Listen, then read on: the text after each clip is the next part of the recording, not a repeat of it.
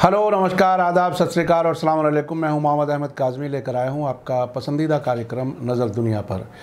आज एक बहुत ही अहम ख़बर आने वाली थी, लेकिन उसमें देर हो गई। आज शाम के वक्त तुर्की के प्रेसिडेंट रजब तैयब एर्दोगान और रूस के प्रेसिडेंट व्लादिमीर पुतिन की रूस के शहर सोची में मुलाकात हो रही है। ख़बर लिखे जाने पर मुलाकात के शुरू होने की इन्फॉर्मेशन मिल गई थी। एर्दोगान को हाल ही में अमरीकी प्रेसिडेंट जो बाइडन ने यूनाइटेड नेशन जनरल असेंबली के दौरान मिलने के लिए वक्त नहीं दिया था, उससे एर्दोगान काफ़ी नाराज़ हैं। ऐसे में एर्दोगान रूस के प्रेसिडेंट व्लादिमीर पुतिन के पास पहुंच गए। इस मुलाकात की डिटेल हम आपको कल दे सकेंगे।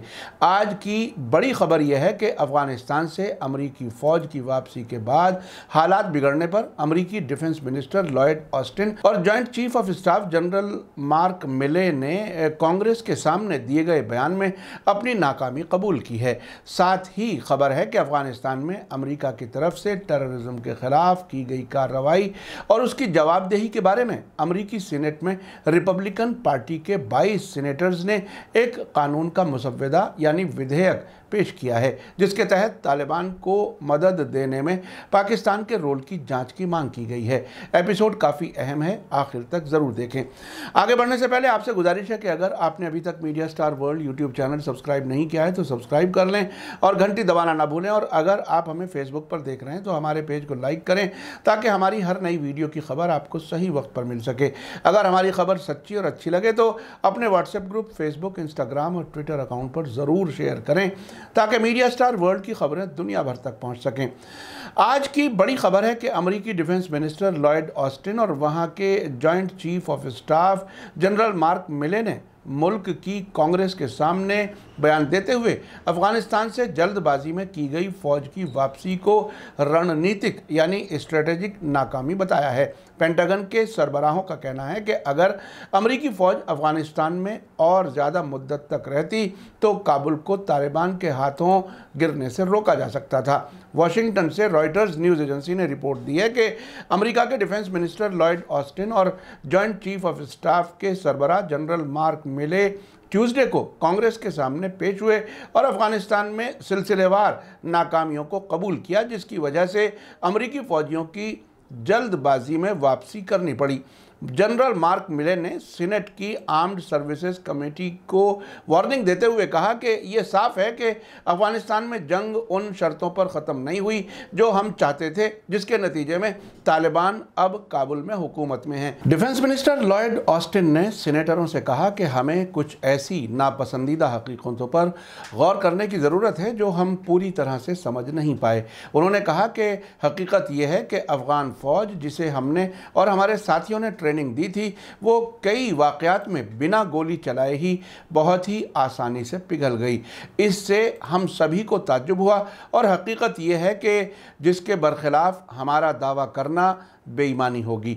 रिपोर्ट में कहा गया है कि तालिबान ने 15 अगस्त को काबुल में मुल्क भर में बिजली की तरह तेज़ रफ्तार हमलों के बाद एंट्री की, जिसमें अफ़गान फ़ौज की तरफ से बहुत कम मुखालिफत देखी गई, जिसे अमेरिका ने बरसों तक ट्रेनिंग दी थी और ज़रूरी साजो सामान दिया था। तालिबान के अचानक कब्ज़े की वजह से बहुत से गैर मुल्की शहरी और कमज़ोर अफ़गानों को बड़े पैमाने पर मुल्क छोड़ने पर मजबूर होना पड़ा, जिसके लिए तालिबान ने 31 अगस्त तक की मुद्दत तय कर दी थी।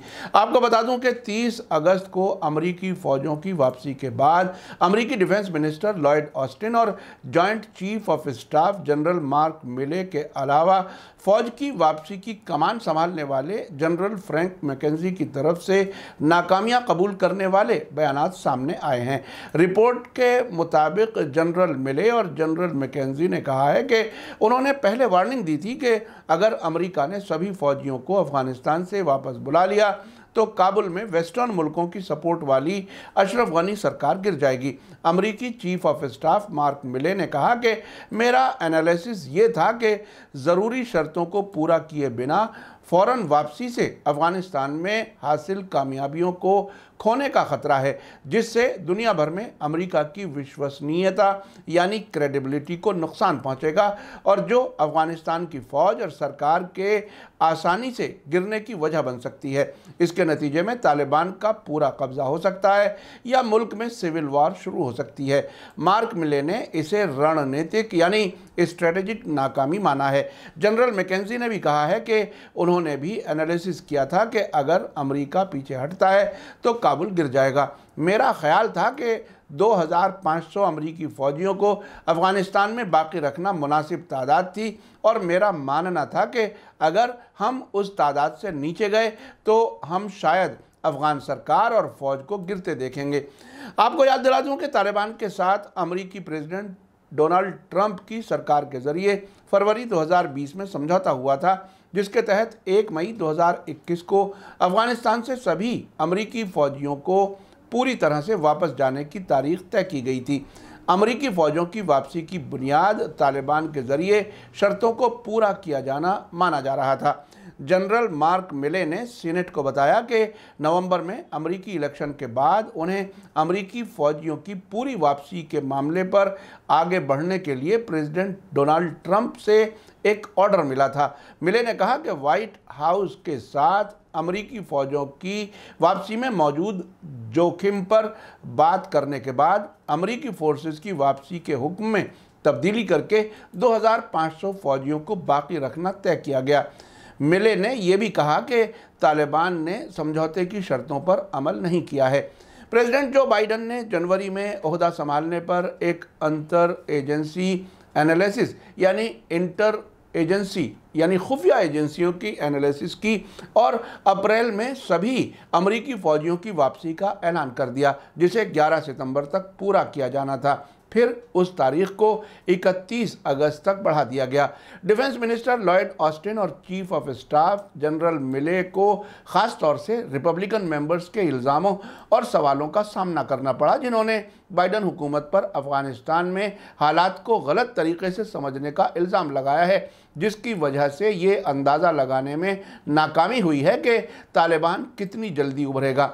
इसके नतीजे में दाइश और अलकायदा से जुड़े ग्रुप्स के हमलों के लिए अमेरिका को और ज़्यादा कमज़ोर बना दिया। कांग्रेस में रिपब्लिकन मेंबर्स ने दाइश की खुरासान शाख की तरफ से काबुल इंटरनेशनल एयरपोर्ट के पास खुदकुश बम धमाके के बारे में ज़्यादा जानकारी की मांग की है, जिसमें अमरीकियों और अफ़गानों के मुल्क छोड़ने के दिनों में तकरीबन 175 अफ़गान और 13 अमरीकी फ़ौजी मारे गए थे। इसी बीच BBC ने खबर दी है कि तालिबान के दोस्तों की जांच पड़ताल के लिए अमेरिका में एक बिल यानी विधेयक पेश किया गया है, जिस पर पाकिस्तान को गुस्सा है।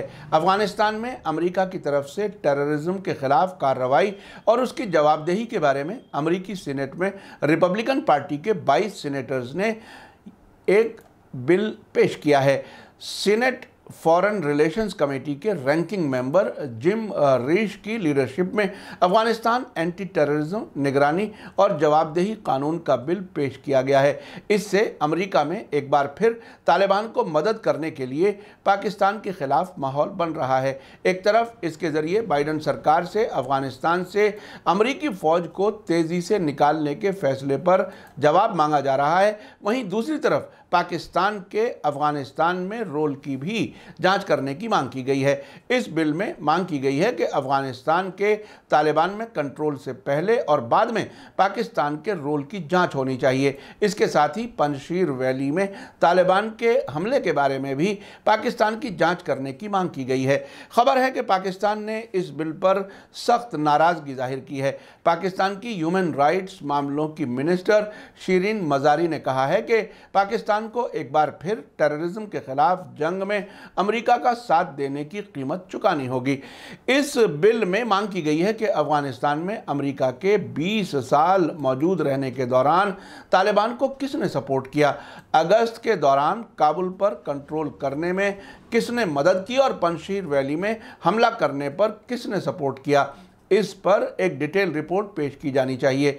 इस बिल में फॉरेन मिनिस्टर एंटनी ब्लिंकन से मांग की गई है कि उनकी निगरानी में डिफेंस मिनिस्टर और नेशनल इंटेलिजेंस सब साथ मिलकर इस पर डिटेल रिपोर्ट दें। आपने देखा कि अमेरिका जो खुद को सुपर पावर होने का दावा करता रहा है, उसका अफ़गानिस्तान में क्या हाल हुआ है। हालांकि मेरा अब भी समझना है कि अमेरिका ने खुद ही तालिबान के हाथ में सरकार दी है। 15 अगस्त को अशरफ गनी का फरार होना और तालिबान का काबुल पर कंट्रोल करना मेरी नज़र में बहुत ही तालमेल के साथ हुआ है। अमेरिका लगातार अफ़गानिस्तान में गड़बड़ी चाहता है, इसीलिए उसने 20 साल पहले तालिबान की हुकूमत को हटाया और अब अमेरिका ने ही ऐसे हालात पैदा किए ताकि तालिबान की हुकूमत फिर से बन जाए। अगर ऐसा नहीं है तो 24 अगस्त को CIA के सरबराह विलियम बर्न्स ने काबुल में मुल्ला अब्दुल गनी बरादर से क्या कुछ बातें की हैं। उससे पहले दोहा में हुई बातचीत में अमेरिका के ख़ास नुमाइंदे ज़ल्मे खलीलज़ाद ने तालिबान के साथ बंद कमरे में क्या कुछ तय किया था। उन मुलाकातों में अशरफ गनी सरकार का कोई नुमाइंदा मौजूद नहीं था। ये ऐसे सवालात हैं जिनका जवाब अमेरिका नहीं देना चाहता। इसी के साथ मुझे दीजिए इजाज़त। आज का एपिसोड कैसा लगा कमेंट्स में ज़रूर लिखें। थैंक यू, धन्यवाद, शुक्रिया। जय भारत, जय हिंद। मीडिया स्टार वर्ल्ड के और वीडियो देखने के लिए हमारे चैनल को सब्सक्राइब करें और सीधे नोटिफिकेशन पाने के लिए बेल आइकन दबाएं। और अगर हमारी खबर सच्ची और अच्छी लगे तो अपने व्हाट्सएप, इंस्टाग्राम, फेसबुक और ट्विटर अकाउंट पर ज़रूर शेयर करें।